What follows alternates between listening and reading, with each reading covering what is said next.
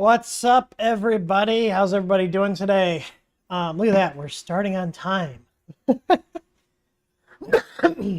So I do have some things we've been working on. If you guys caught the stream last night, I'm curious to know if anybody else has had the similar issues. I also found multiple other people that had the same problem with Amazon selling used stuff as new because their returns process is just absolute garbage. And I want to let you guys know we do not resell used products as new here. If we get stuff that's used, it comes back and it gets put into what's called B stock, which is, used or refurbished items that are not new. And I did call Amazon last night and told them, hey, I've got over $200 worth of products I got in the last 2 weeks that showed up here that were used and not new like they were supposed to be. And the best they could do was issuing me a $15 credit. Now, I don't mind buying used things. I buy used stuff all the time. The problem is when I buy something new, I expect it to be that. So yeah, I am done being a Prime member, and I'm going to keep actively searching out other places to get stuff from.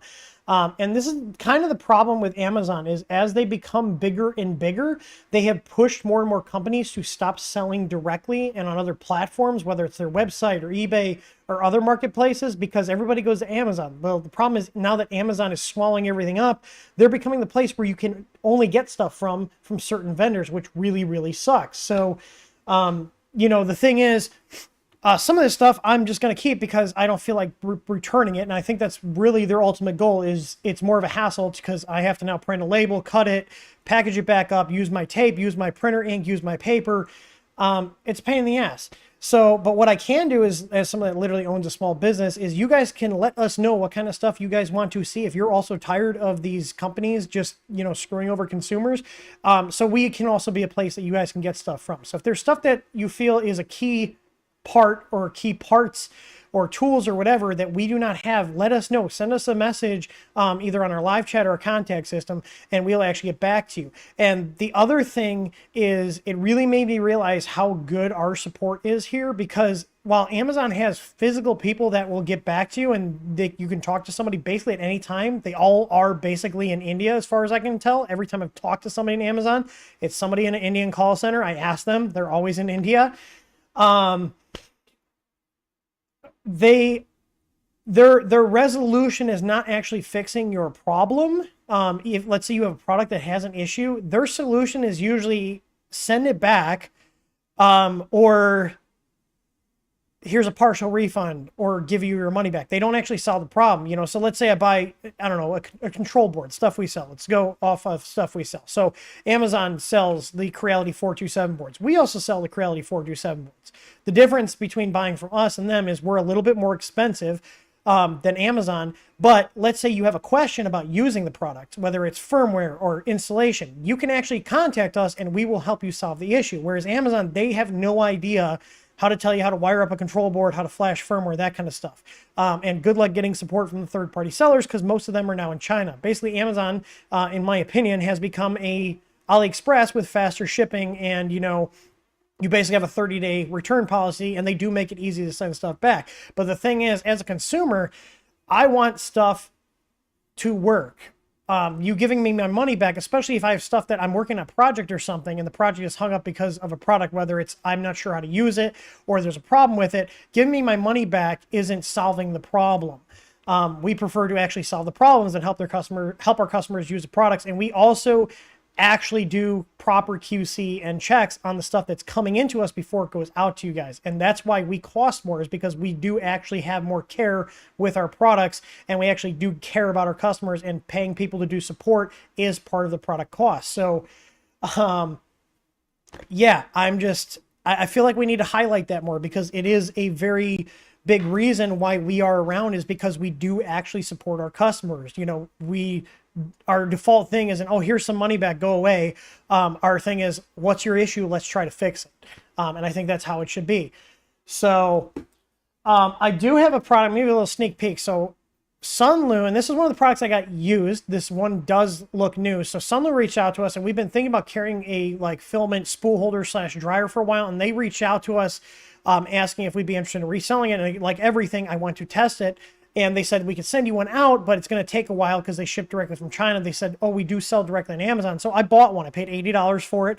And I have it sitting here. And this filament's been drying for, I think, about 10 hours now. I'm not sure. I started it and I just set the timer really high and there's still an hour left. But I weighed the spool before, and I'm going to give you a little sneak peek because I'm going to make a full proper video of this. But you can see here, I weighed the spool before putting in. This is a spool that's been sitting out for months, and I weighed it, and it was 972 grams. So I'm going to, right now, I'm going to turn my little auxiliary camera on, and I'm going to see what this spool weighs, because this has been drying for about, I don't know, 12 hours-ish. I'll figure it out when I do the video, because I can go back and look at my camera system and see when I actually started this. Because I think I just set the camera to, or the timer on this thing to like a really long time just so it runs, because I wasn't sure when I was going to be back in my office. So let's see here. Let's switch over to my ArmCam 1. Here we go. So I got a little scale here. I'm going to turn it on. It'll zero it out. And you can see there's 0 grams, and this has been at 50C the whole time. You can see there, and it says it's 32% relative humidity in here. I think that's a little high, to be honest, but let's see what this weighs. So it was 972 when I put it in. If this actually dried it, this should be lighter. Let's see.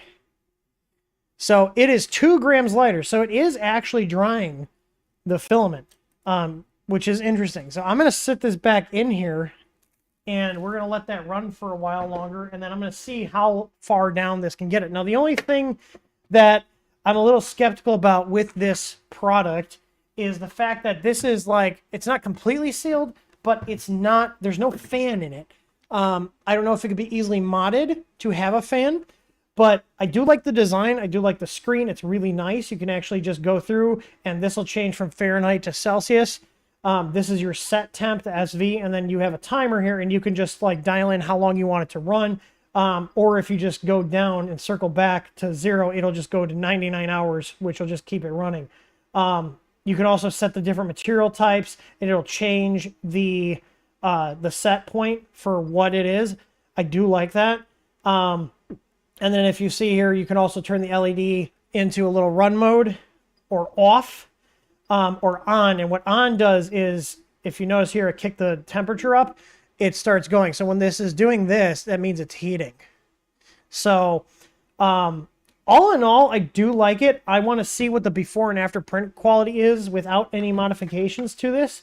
It does feel well built. It does get warm. I do like that it's got dual heaters, so there's a heating element up top and in the bottom, and this rolls really, really smoothly. Okay. One potential issue I can see is that if you have a wider spool, which we don't see those that much anymore, it will not fit in here, but this will fit most of the spools. We don't, I think I have like a couple of those wider ones, floating around, but, typically most of the spools you're going to get are going to fit in here. But I do like how this looks. It's, you know, relatively stable. Some people complain about the other one falling over easy. It looks nice.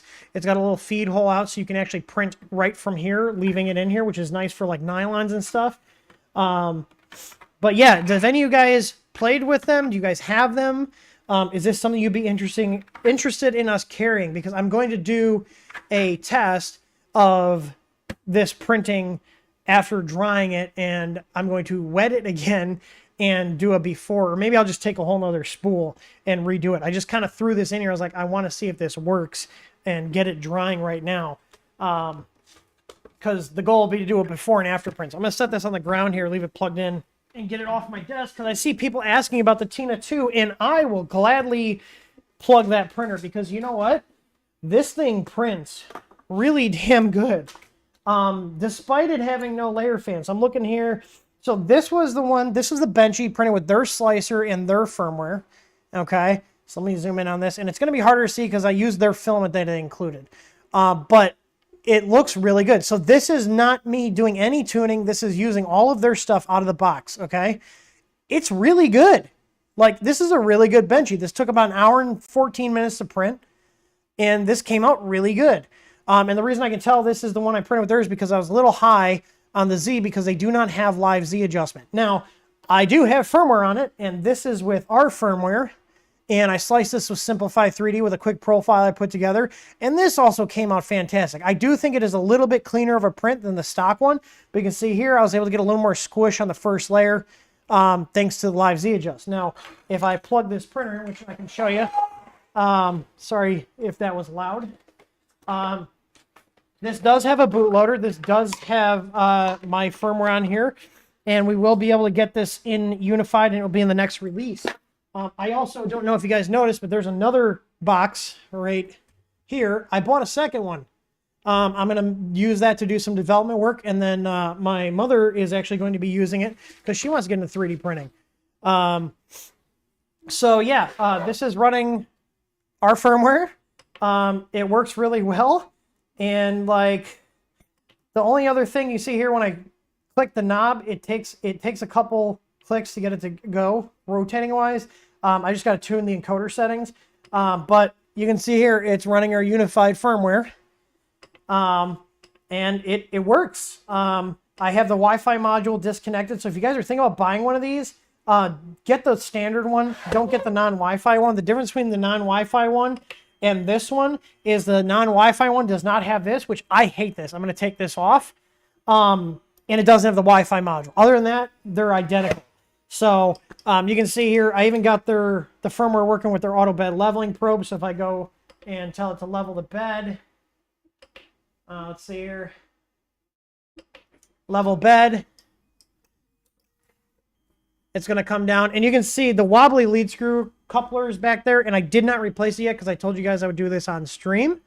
So it printed that well, even with that messed up lead screw coupler. The second one, I already peeked in the box and took it out. It does not have the bent coupler, but you can see here, I got it working with their sensor. This is a 12 millimeter sensor. So if for some reason that died, you could get another generic 12 millimeter sensor, or even put an Easy ABL mini in there, which is our 12 millimeter one. And this is an inductive sensor. So if you want to put like glass on here or anything that's like a plastic type bed, it's not going to work. And it's actually detecting the metal plate underneath here. So it's actually sensing through this technically. But in general, like this printer is really, really good. I honestly thought, I'll be completely honest with you guys, like I usually am, I thought this thing was going to be bad. I thought it was honestly going to be a really, really kind of janky printer. It's a really great little printer. Like for just a little PLA machine, especially for getting somebody started, something that's cheap that you could gift somebody, be like, hey, here's a 3D printer for $120 or $120 right now. I think it's a really good value. Yes, it doesn't have a heated bed, but I think it makes up for it in the fact that it works out of the box. The company is actually very responsive on the sports side of things. Their software works, their slicer works, and I think that adds a lot of value. You know, look at Creality. Creality people buy because they're cheap and you can, you know, easily upgrade them, and that's basically it. People don't buy Creality because of the support or because they work well out of the box. This is one of the first 3D printers in a long time that I've taken out of the box and everything has worked as advertised, aside from the Wi-Fi module, which is what I'm telling you guys. That's my one gripe. The Wi-Fi module sucks. Don't waste your money on it. If you can get the Wi-Fi version for the same price, then yeah. But the only difference between the Wi-Fi model and the non-Wi-Fi one is the Wi-Fi one comes with the module, which is easily disconnectable. I think I showed this on the stream here, but you can see I have it disconnected back here. You can see right back here. I just unplugged it. I'm going to unscrew it from here and take that cable off, but I'm not going to do that until I do the stream because I told you guys I would go ahead and show you guys the modifications. So I'm basically going to print a new spool holder for it on it. I'm going to make it print all its own parts to hold a full-size spool. So that's one gripe, but there's already models out there. If you have a Monoprice Cadet, that's also the same printer. The Monoprice Cadet is the same as this one. It's the Wi-Fi version. So if you have a Monoprice Cadet, and once we put the firmware out for this, you just disconnect your Wi-Fi module, flash the firmware, and you'll be able to get a lot more control. But in general, out of the box, it's actually a really good printer, and I absolutely think the price is justified, and I'm glad they sent it to us to check out. And I'm glad it was a breath of fresh air amongst all these crappy printers, you know, including like the Ender 3S1. Like, that's a printer that was almost $500 when I purchased it, and the software was just terrible. Like, basic stuff did not work on it.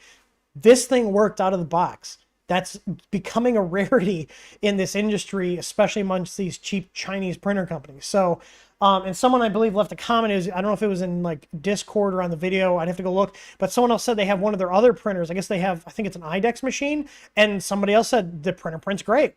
So I'm wondering too, and I'm going to reach out to them and see if they want to send us any other ones. They also sent us a message saying back that they loved the video, that they loved that we went into detail about it, and they were very happy to, send us a printer, and that we, were honest and gave it a good, review.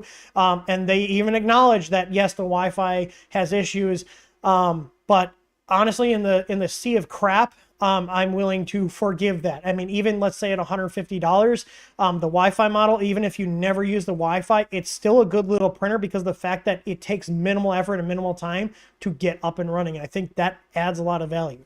So, I see people asking about the Wi-Fi module. It's an ESP32, so I'll probably just throw that in my parts bin because I use ESP32s for projects. Yeah, so anyways, that's all I really have for today in terms of new exciting stuff. The only thing I wanted to mention is if you do have our multi-mount system, we are going to be releasing a bunch of new stuff to add different extruders. So we have been internally testing. I forget the name, but I know Tor said it. I want to make sure I get it correct. It wasn't the Sprite extruder. Tor, if you're listening, what was the tiny one? The one I always forget the name of? It's not one of the LGXs, but we purchased the LGX Lite and the LGX Mini. We will be having mounts coming out for those as well. So if you've already purchased the multi-mount, you will be getting access to the additional STL files. If you already have a multi-mount from somewhere else, we do have the STL files available for purchase. And basically, you just keep getting the updates, and we keep a log on the STL page. So we have the Sherpa Mini. Is that the Sherpa Mini? The Sherpa. So those three, and then we also are coming out with more brackets for cooling. One being a 5015 single 5015 dual duct cooling setup with and without the Easy ABL, with and without the Easy ABL, and we're also adding more BL Touch mounts for those of you people that want to use BL Touches for some reason. We recognize you guys may not want to use the Easy ABL, but you want to use the multi-mount, so we are coming out with more mounts that are fans plus BL Touches. So we've been working on a lot of stuff, and the goal is to keep making these new add-ons and keep developing this product. So yeah, but yeah, I think that's am I missing anything, Tor, on the multi-mount stuff? I know he's watching here. And then we're going to get into the questions.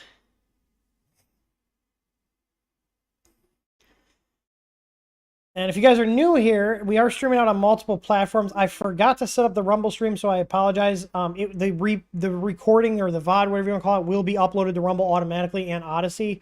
But right now we're streaming out to Twitch, Twitter, YouTube, and our Facebook page.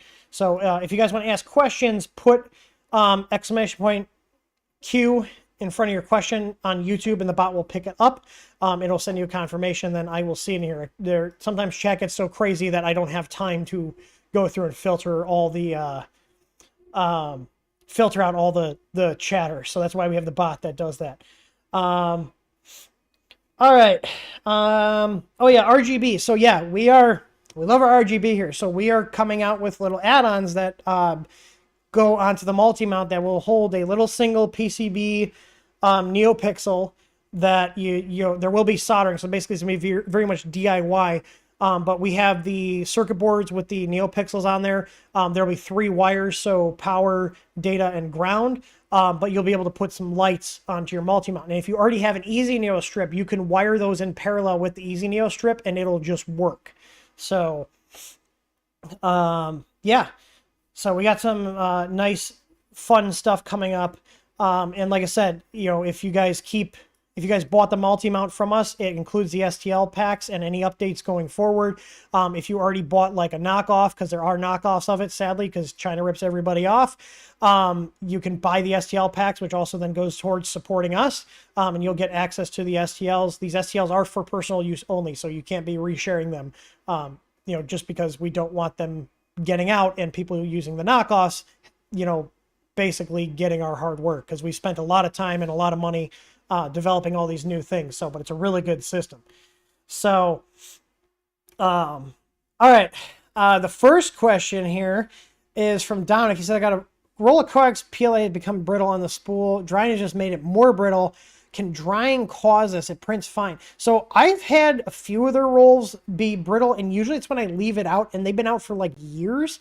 I don't think drying can do that. I think you might just contact them and be like, hey, I've got a spool that's brittle. I mean, if it's newer, definitely contact them. They will send you out a new spool if you're having issues with it. They do have really good service. So if you bought it from us, send us a message, and we can also do that as well. And they'll make sure we get a credit for any defective ones. But drying it should make it less brittle, unless it's just an issue where maybe that batch had a problem where the resin wasn't mixed properly. I'm not a chemist on the side of extruding filaments, but from what I understand is if mixtures are off or something wasn't perfect, then that can lead to filaments being brittle. But rarely ever do I have problems with them being brittle.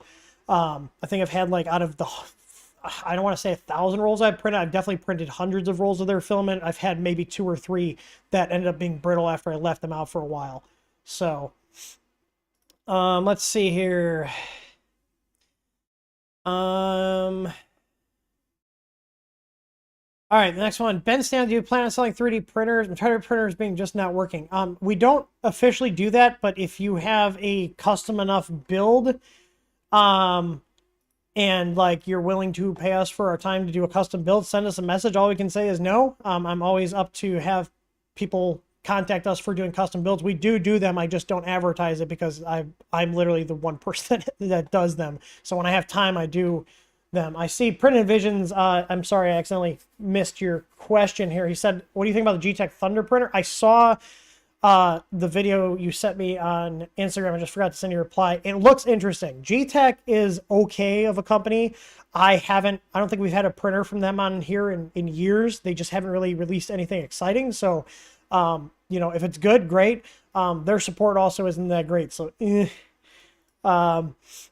Derek, any plans to release a bimetal heat break for the Tough Hot MV2? That would be an E3D style V6 heat break. I believe I can get those made by the same people that are making our Creality style ones. So Tor, if you can add a note to that, just assign it to me in our task system. I'll reach out to our suppliers and see if we can get those in. So we still have the titanium ones, and those work great. But yeah, I wouldn't mind updating those to the bimetallic heat breaks. So, or have those as an option, I should say. Let's see. Ben Stanley is asking, would the Tina 2 be good for train models? I'm going to getting this for my grandfather who does HO scale trains. I haven't messed with HO scale in a long time, but I believe those are about this big. I would say resin would probably be more geared towards that, but more messy. I don't see why you couldn't. I don't think it would be the best solution, but I think it would be adequate at least to get him started, in my opinion. So,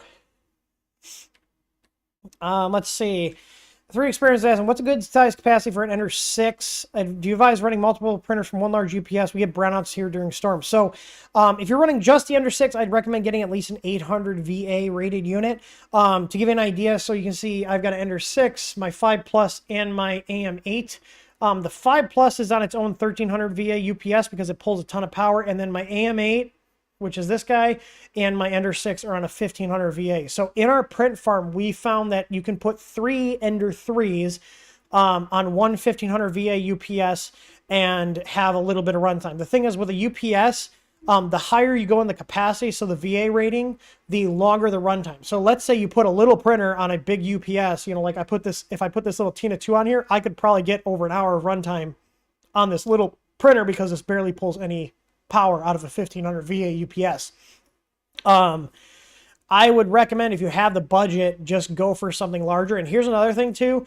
Don't be afraid to buy refurbished UPSs as long as the battery's been replaced. And if you have any friends that have, or techie people and they have, random battery backups that are dead, I say dead with air quotes because 9 times out of 10 when a UPS dies, it's the batteries that are the problem. And you can pick up, and we do this all the time, we refurbish our own battery backups here.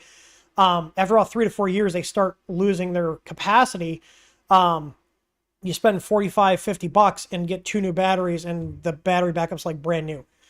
So if you know anybody that has any laying around, or you know any, if your work has some laying around that are maybe sitting in the server room that are just dead, try to grab some used ones, or see if you can find people selling them on, like, Facebook Marketplace or Craigslist or something. Because if it's just the batteries, it's really simple to swap batteries. It takes you maybe 15 minutes. And even like the APC ones, I have 2 APC ones under my desk. Oh wait, no, these aren't APCs. I moved those. APCs are over here. They look like they're a cartridge, but it's really 2 batteries with stickers on either side to make up a pack, and you can take those stickers off, disconnect the lines, put new batteries in, and tape it back up.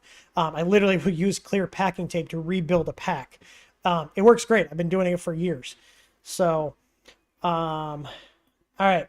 You guys need to put your questions with exclamation point Q in front of it for the bot to pick it up, because I see some questions in here.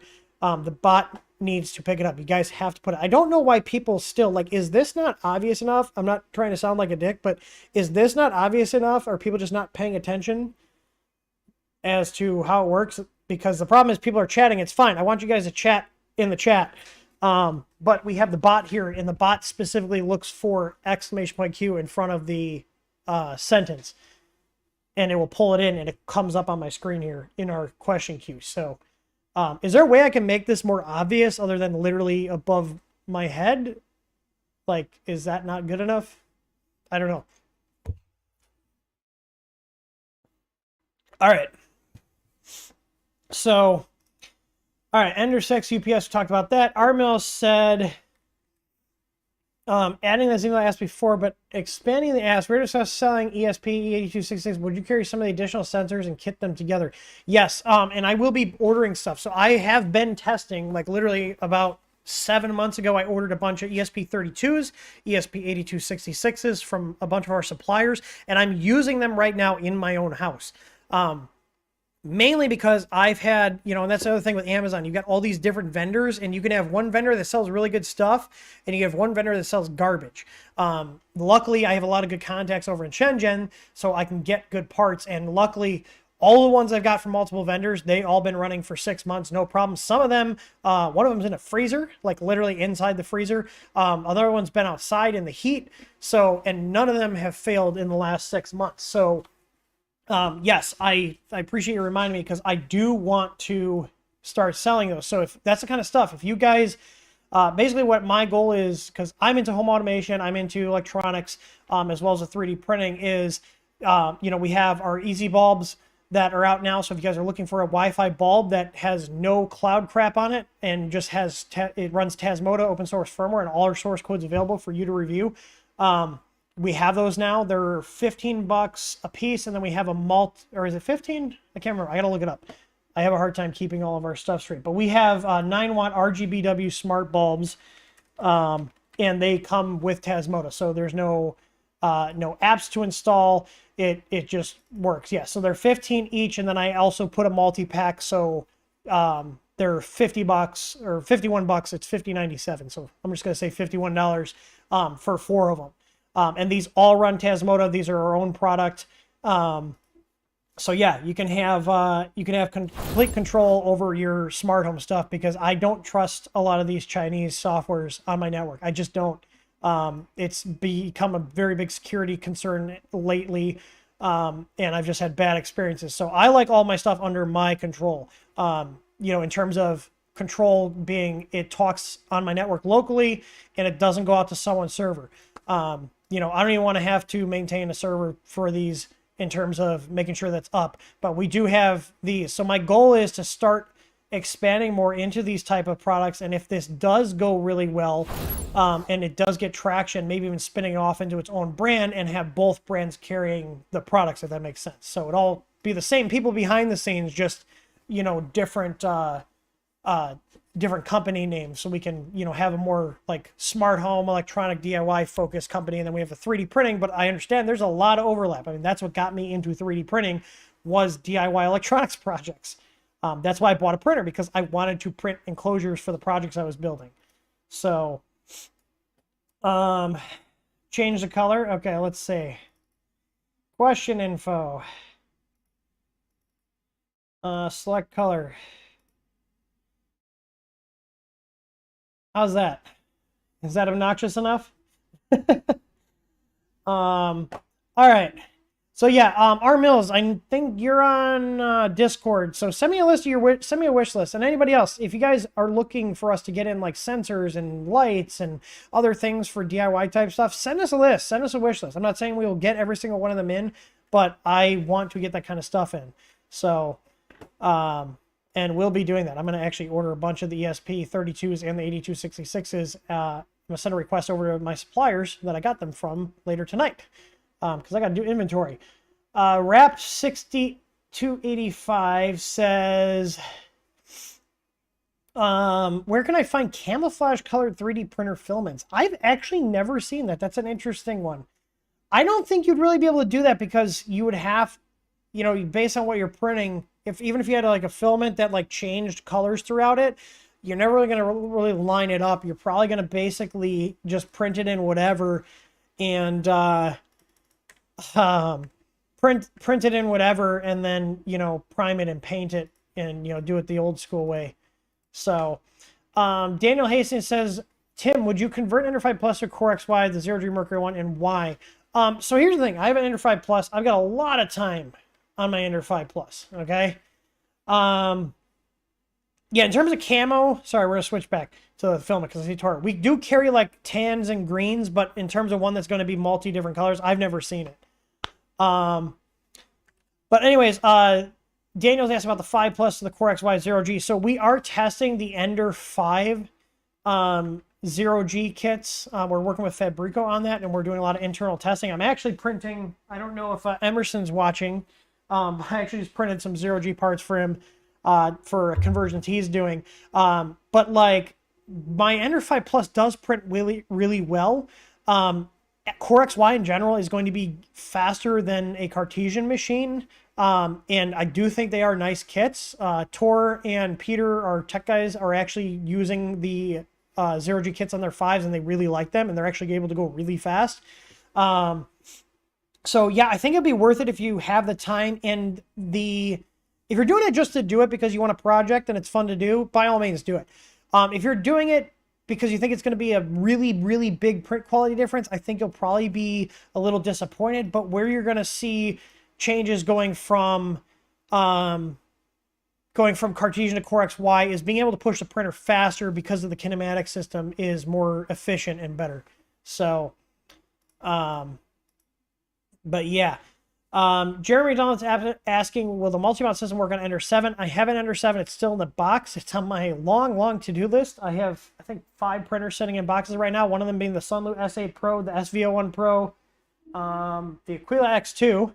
But I don't know if it'll fit on the Ender 7. I have not had hands-on time with the Ender 7, but I think you're the first person to ask, but basically what we're doing with the multi-mount system is we're also making adapter plates.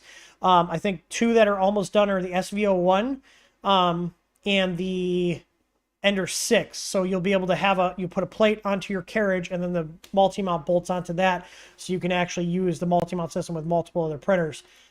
We could get them machined in metal. We're going to stick with like really strong ABS parts for those plates, but the problem is doing metal machining in small quantities is not cost effective at all. You know, our costs are already high. I will not have those made in China because I don't want them ripping off any future stuff, because we already have companies in China knocking off the multi-mount, because the multi-mount is something we took over from Aaron over at Clemco. So pipeline, when are the Ender 5 dual Z kits coming out? We can that project just because there's already other companies doing that, and it's not worth our time to do it, and the cost got too high. I believe Ender Extender has dual Z kits, so if you want to check him out, he has the Ender 5 dual Z kits. So I do have parts. I had stuff made, but we canned that project just because of other things. So all right. Nadev, what the points are going away. It was a stupid thing with the Streamlabs chatbot. Nothing special. So, all right. Wesley Phillips says, hey, Tim, I was compiling Marlin. It wasn't compiling at all. So, one, what do you mean by wasn't compiling at all? What was it doing? I I dragged the desktop and it compiled and flashed the first try. Any idea what caused this? It might be a simple thing that you might have opened it differently when you moved to the desktop. One thing I will say, because I use OneDrive for my cloud storage stuff, if you have firmware in those cloud storage files, because of the way the clients work, they can sometimes interfere with VS Code compiling. So if you had it in like a OneDrive or Dropbox or Google Drive or OwnCloud or Nextcloud, some sort of file sync program, I have had those interfere. So if you guys are having issues and you're compiling your firmware and your firmware folders in one of those cloud systems, move it to a folder on your local PC. And then when you're done, just put it in a zip file and then put that on the cloud storage for extra storage. So, let's see.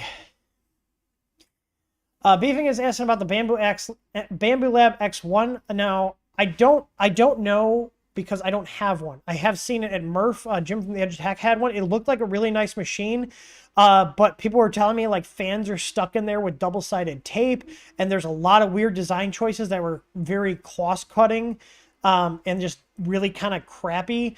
And then I've seen a lot of other reviewers, I think don't quote me on this, but I think it was Uncle Jesse, that he was loving it, and then all of a sudden he had a ton of issues with it. So I'm really curious to see, and I think where they're probably going to fall short is supporting the machine, because like we all know, printers are a pain in the ass. Just because you put a bunch of plastic housings on it and make it look pretty and less intimidating doesn't change the fact that underneath all that, lipstick, it's still a 3D printer. It still has belts. It still has things that heat up and thermistors and stuff that wears out. You can only kind of like simplify things so much, because the reality is it's a machine. Like think about your car. Like, people operate cars every day, but most people have no fucking clue what happens under the hood. Most people don't even know how to change their own oil or add washer fluid. So it's kind of the same thing. Like I really think it's got a lot of innovative things on it. I hope it does become successful, and I hope it does live up to the hype. But I have no plans on purchasing one. The other thing is too, like, you're not going to see much stuff or any stuff really coming out from companies like us that do aftermarket parts and upgrades, because they're making everything proprietary. And I say everything, I don't mean literally everything. I'm sure there's stuff that's not proprietary, but for the most part, all the stuff that you would be upgrading and replacing, you're really not going to have many upgrade options aside from what they put out. And replacement parts, you're probably going to have to go through them. So yeah, if you're someone who likes to tinker with the printer, someone who likes to have control over your printer, in terms of software and upgrades, the Bamboo Lab is not going to be a good option for you. If you're looking for something that you don't care how the printer works, you just want to use it as a tool, it's probably going to be a good product for that. It's in the same class as like the Ultimakers, that kind of thing.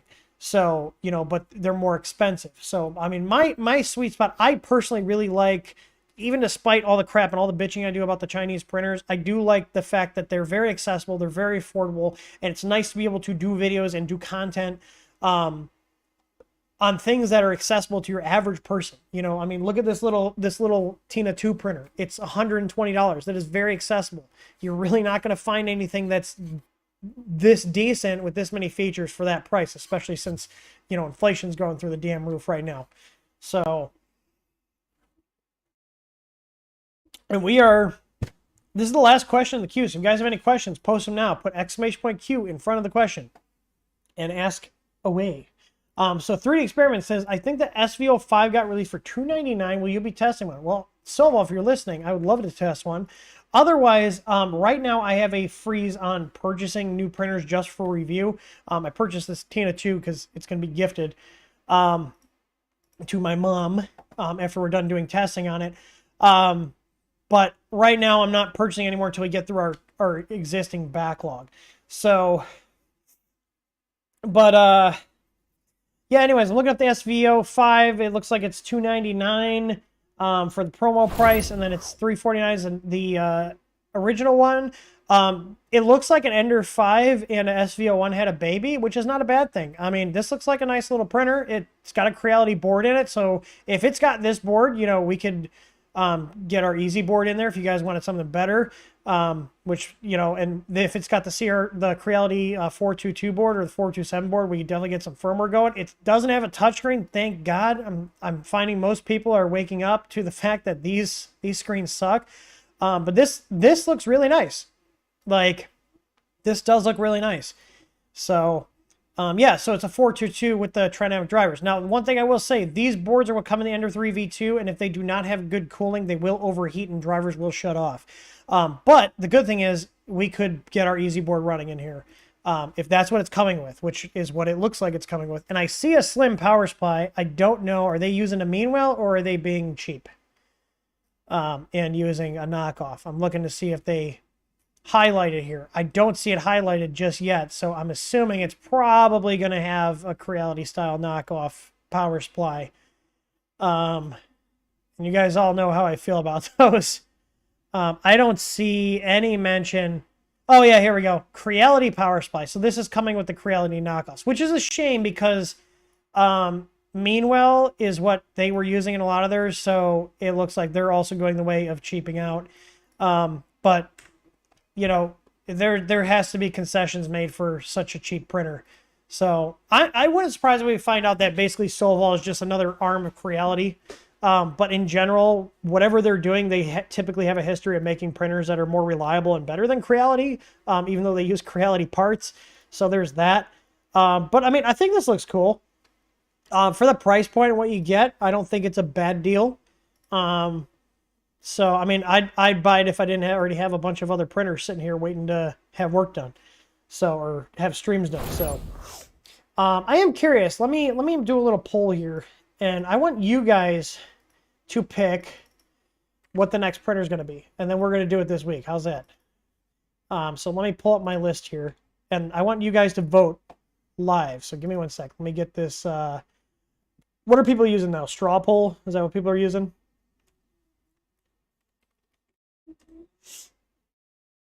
Unless, wait, can my bot do? Oh, I think my bot can do it. Hang on, let's see.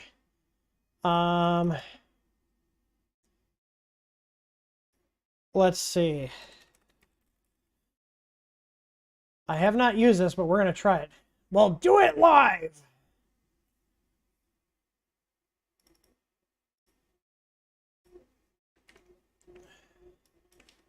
Let's try. Add. I am putting all the printers in. I don't know how this works. But we're going to find out, aren't we? Okay, I'm going to hit start and see what it says. So, is it going to, like, post something?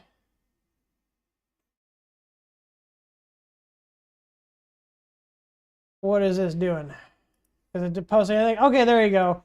So you can type vote and then the ID. So exclamation point vote and then the ID. So 0 for the Voxlab Aquila X2, 1 for the Ender 7, 2 for the Sunloop S8 Pro, and 3 for the SV01. So like if you wanted to vote for the Aquila X2, you do vote and then 0. And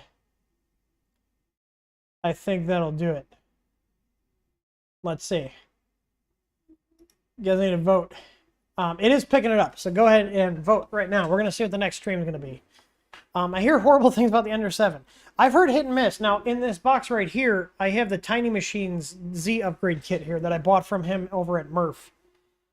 So, go ahead and vote. I want to see what you guys want to see as the next one. I think that's all the printers. I'm looking over here. Hang on. Yeah, that's all the machines I have. For review. So right now the S8 Pro is in the lead. We got everybody else tied with 2 votes. The Ender 7 just hit 3.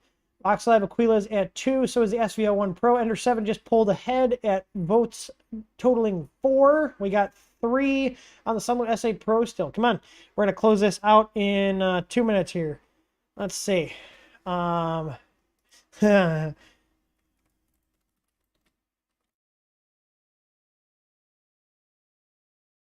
Let's see here. Will this work?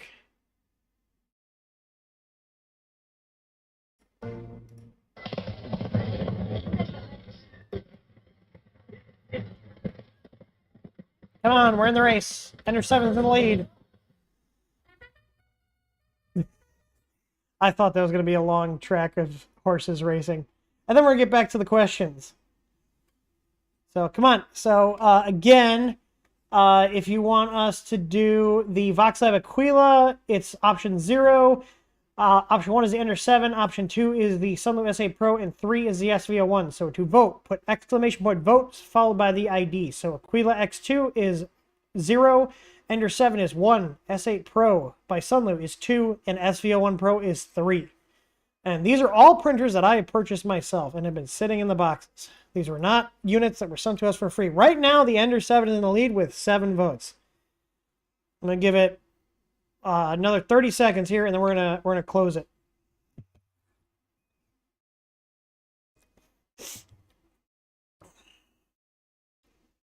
All right, we got 8 for the Ender 7. It looks like it's going to be the Ender 7. We got the second one is SV01 Pro. We got 8 for the Ender 7. And we got 10 seconds left for voting. I'm looking here. And 3, 2, 1, and voting stopped. All right, and what won? There we go. Winning option, Ender 7. So, Krista, we're going to need to schedule a stream for Friday for the Ender 7. How's that? Let's do Friday. What time works best for you guys? You want us to do it later in the day, in the middle of the day, like earlier than this? I'm just curious. So, all right, we're going to get back to the questions, and we got about 12 minutes left. And Remo is in here because he knows I'm streaming, and he knows what comes after the end of a stream. Except I don't know where the bag of his DINGO sticks are. He's looking at me. All right. R Mills, how's the Arizona trip? It was good. We spent a lot of time with Mr. Lightspeed. We talked about marketing stuff with him. He's helping us pick out some new filaments, and we're gonna be working with him doing some promos on TikTok. So if you on TikTok, to TikToks. So if you guys are on TikTok, make sure you check him out. He does a lot of cool prints and stuff. What do I think of the Dragon Hot End?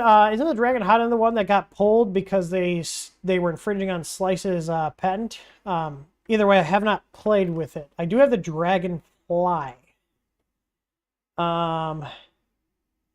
Hey, there we go. LS3DP. There you go. Follow him on TikTok at LS3DP. How's the Revo testing, hot end testing going? Oh, yeah. It will be starting soon. They sent us one to test out. And it looks really good. Look at that. So, and if this is good, we will look at adding this to our hot end lineup. So, I was thinking about putting this on our Ender 2 Pro. What do you guys think? Give our little Ender 2 some upgrade love. What do you guys think? I do like it. It looks nice. So I know Tor's been testing the Revo. Oh, did you print that on a Revo, or did you? Yeah, I know Tor got the regular Revo. This is the Creality one. Yeah, so they look good. Where did you post that? Is that text? Oh, it's in tech support? Is it in tech support? Oh, you're printing it right now. All right, let's see if I can pull it up. Hang on. Here we go. So a little potato quality, but there you go. He's printing it right now. Printing with the Revo right now. There we go. Yeah. All right. Let's see. So we got enough questions, I think, to wrap this stream up. We got like 10 minutes left. So let's see. Daniel Stastings, have you put the Sprite Pro extruder on any of your Ender 5s? I have not. And I honestly probably won't, because I'd rather go with something like, it's not just because we sell our multi-mount system and we have a direct drive option. I just don't like the proprietariness of the Sprite extruder. I'm not saying it's bad. It does work well on my Ender 3S1, but if I'm going to put something aftermarket, I would put on there. It is a good extruder. I just prefer to have something that's more modular and upgradable, like our multi-mount system, something that I can easily get parts for, and the Sprite extruder is not something we can easily get parts for. So,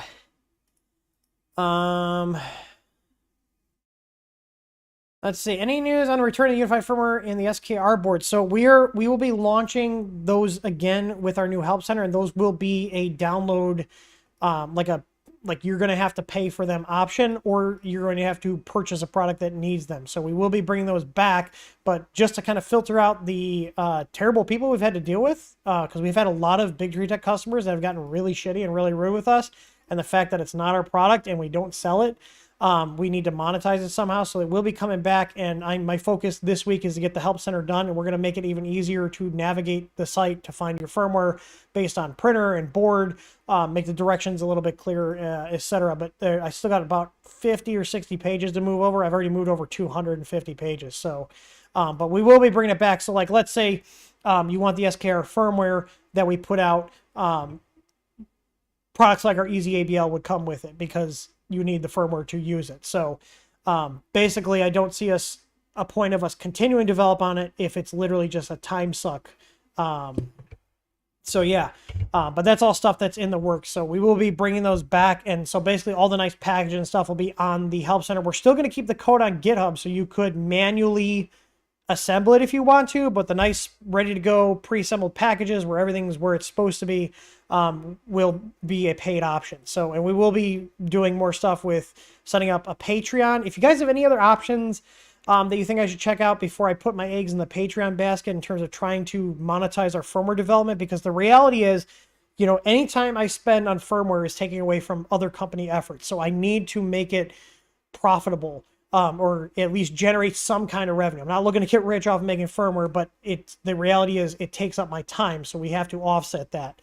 Because the goal is, if we can get it to start paying for itself, I can hire more people and offload some of the work that I couldn't be doing because I'd be spending time doing firmware. So basically, the more I can get off my plate, the more time I can spend developing code and doing firmware for new boards. And this also opens a door too to do more firmware for boards that we don't even sell, if we can justify it, because, you know, people are paying us for it. You know, that's really at the end of the day. I don't work for free, and neither do any of my guys. So, but yeah, we're figuring all that out. But the new help center is going to be really nice. I'm already really happy with where it is. So let's say beefing it. Let's say Bamboo is hypothetically massively successful and printers start copying those features to the extent that the one for aftermarket parts fails. What business do you see TH30 moving to? So there's certain stuff we'll always be able to sell, you know, like flex plates, filament. We are moving more into filament. We're actually talking to a bunch of companies right now about getting more filaments in, so we have a wider filament selection. Sadly, one of those things is we will be getting some Chinese-made filament in. The companies we're talking to actually use US-based resins, so they're importing it. They're just extruding it there. And the thing is, all those cool silky colors you see and a lot of the like specialty stuff, after talking to a lot of the companies here in the US that make filament, basically they said we are maxed out on our production lines and it's really hard to extrude those and it's not worth our time. But I like those filaments and a lot of people like those, so we are going to be getting some other filaments in from other companies, US and overseas companies. And we're still putting them through the same process. They're going to get tested. We're going to make sure they work. We're going to make sure the QC stays on point. So you guys can just buy stuff that is, you know, vetted by us, just like everything else we sell. But in terms of that, like, we can always pivot to doing more support-based stuff, mainly like in person, like schools, businesses, you know, building printers, maintenance, that kind of stuff. You know, I'm pretty resourceful, and that's another reason too. You know, that's not a reason why we're looking to do more smart home stuff and do more smart home stuff, because it's interesting to me. And I think there's a hole in that market there too. So, yeah, we'll figure it out. We have a lot of internal, what's the corporate-y speak word, initiatives, going on right now. So yeah, let's see. When's the next Chilled Hangout stream? Probably not for a while, because if we're going to do any other streams other than this, they're going to be printer reviews so I can get through the backlog. what are your thoughts on buying on the Prusa XL being delayed? I don't have any thoughts, and I wasn't planning on buying them. I have an MK3S, and while it works, I had to spend like almost $300 to replace the extruder setup with a Bondtech setup just to get it to print.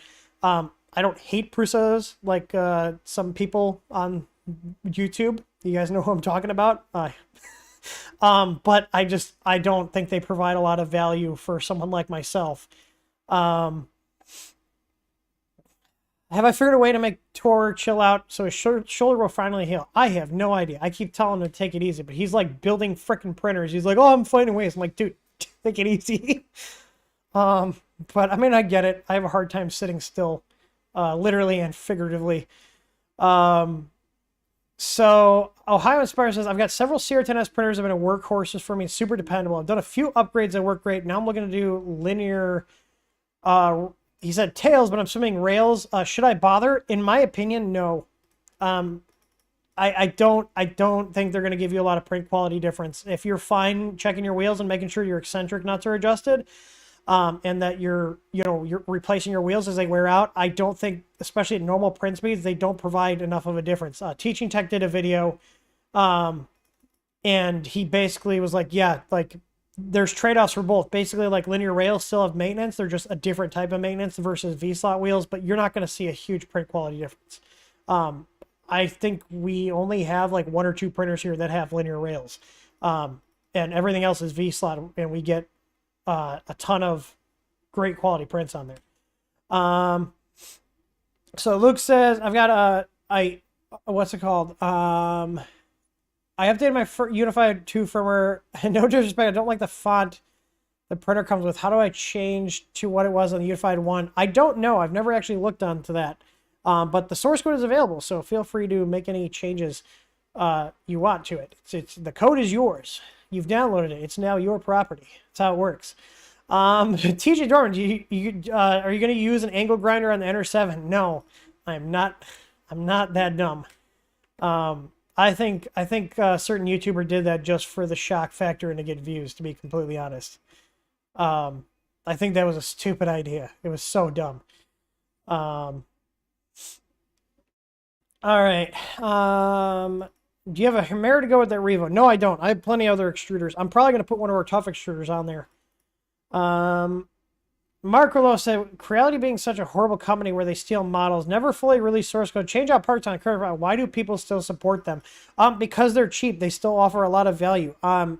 Here's the thing. If I had more time, the problem is I am so busy with the company stuff and my personal life. I really don't have time to go after these companies anymore like I used to try to get the source code from them. All I can do is be vocal about it and push back. Like, you know, there's a lot of people who are like, well, I want to use this on my printer. And basically all I can do is go back, well, sorry, we don't have any information on it. Demand the source code from them, and that's it. So you guys need to go after them. Go after them on Twitter, send them emails, try to get it. But I don't have the time to do it anymore.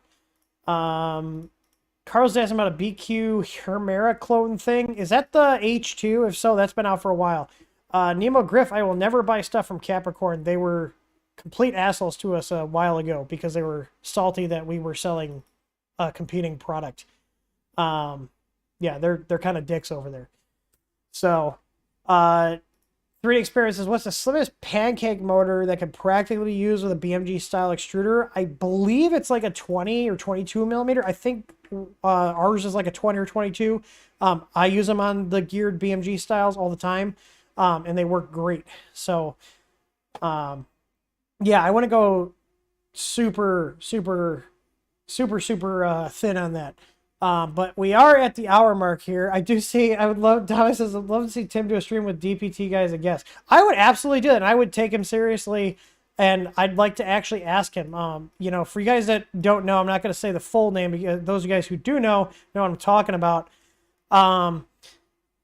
Is like, I straight up told him, if you have actual proof of the claims you're making, I will be out there supporting you, and, you know, basically getting on your side. But at this point, he's made a lot. This guy he's another YouTuber on here. He's made a lot of claims that certain people are literally, and it sounds insane when I say it out loud because it is, he has no actual evidence of this, but he is literally saying it, that Prusa is hiring people to run a sock puppet comment farm in the Czech Republic just to talk about how great Prusa printers are on his videos and many other channel videos.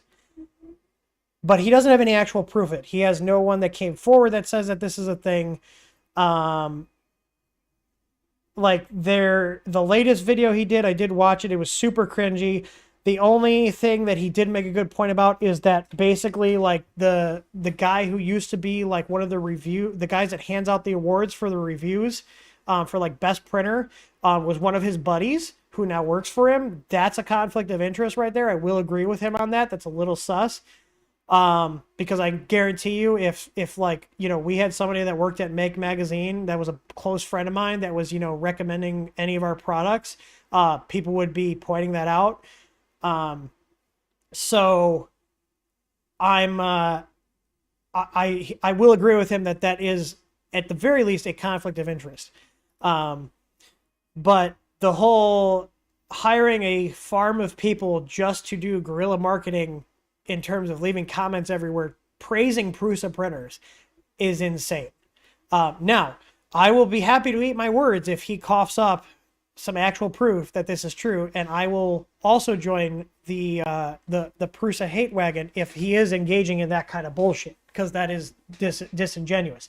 You know, for example, like anybody that works for us, I tell them, I have no problem if you guys recommend our stuff, but make sure you disclose that you work for our fucking company, because it's a conflict of interest. You know, like Wham Bam, one of the reasons I hate Wham Bam is when Wham Bam first started, they were posting in the groups acting like they were some random person that found these revolutionary flex plates when it was the owner of the company pimping their own shit. It's disingenuous, you know, in my opinion, and you should not do that. You should disclose it. I don't know if it actually violates any FTC rules, but I try to run my company with good morals, and I feel like it's immoral to not disclose that, you know. Yeah, so yeah, his only proof of the sock puppet farm is a bunch of shell accounts just talking about Prusa, but that's it. That's literally his only proof. I would not be making those claims like he is unless I had actual concrete evidence. So yeah. Anyways, that was fun. If you guys want to talk more about it, join our Discord and go in the lounge. I'd be glad to shoot the shit and talk about how crazy this guy is. But again, Mr. DPT, if you are watching this, if you have actual evidence, I will jump onto your side with no problem. But until then, you look like a crazy person. So you should probably stop that. And speaking of crazy, do you want to see Remo go crazy for a dingo stick? Do you want a dingo stick? He's like, oh. He's like, you're playing. I'm trying to find the bag of them. Well, we can't find the dingo sticks, but we do have the jerky treats. You want some jerky treats? What? Are you a good boy? Can you sit? Sit. He's like, open the bag and I'll do my commands. These German Shepherds, they know their commands. But unless they have a motivation, they don't do it. Come here. Over here. Sit. Speak. Speak. Shake. Sit. Touch. Sit.